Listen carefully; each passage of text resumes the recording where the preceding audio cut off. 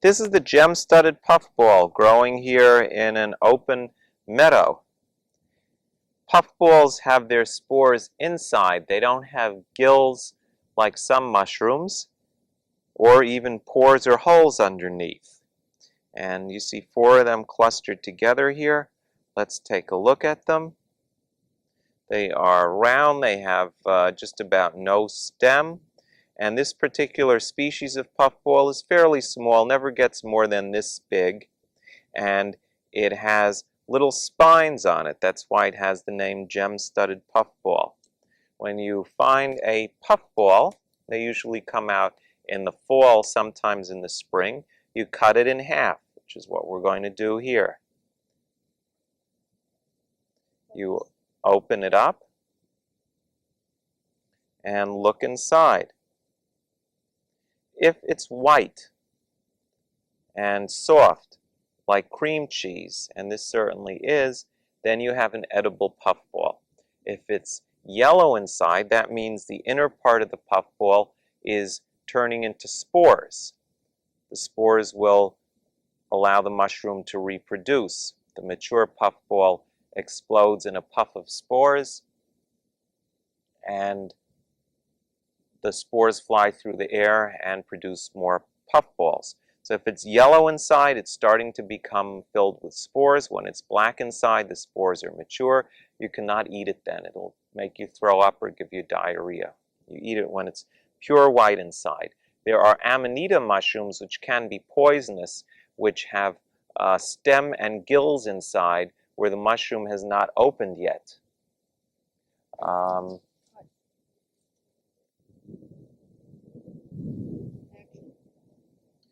Amanitas, when they're very young, superficially look like puffballs, but when you cut them open, there are little stems.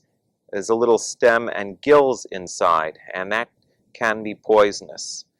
You want the puffball to be white inside and soft like cream cheese, or for you vegetarians, white and soft inside like tofu. And I'm going to pick these puffballs. There are different species. Some grow the size of beach balls.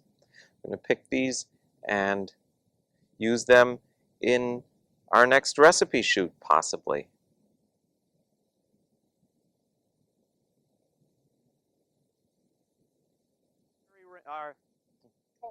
Here we have our gem-studded puffballs growing in what's called a fairy ring pattern. Notice that they are describing a circle all around this field. Beautiful little circle here. And I'm right in the middle of it.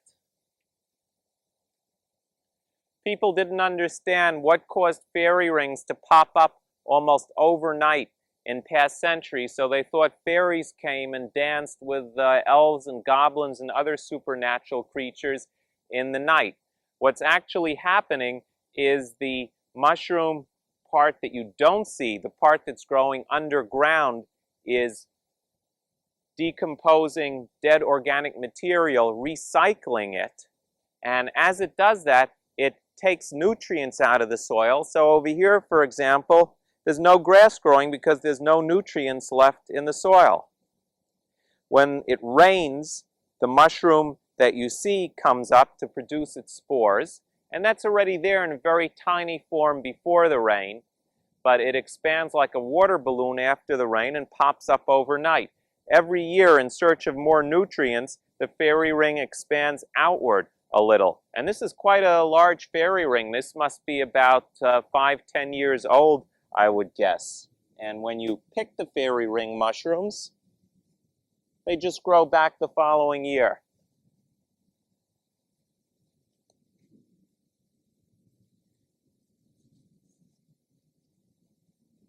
These are delicious, as long as they're pure white inside. Notice the fairy ring, the puffballs, when they are too old, are full of spores. Here's an old one, and you can see the spores coming out. The Indians used these spores to stop bleeding.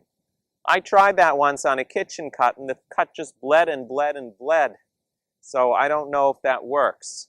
You don't want to breathe in these spores because they can irritate your throat. But as you can see, each puffball has quite a lot of spores, and maybe there will be new fairy rings in future years. I'm going to, of course, collect as many as I can.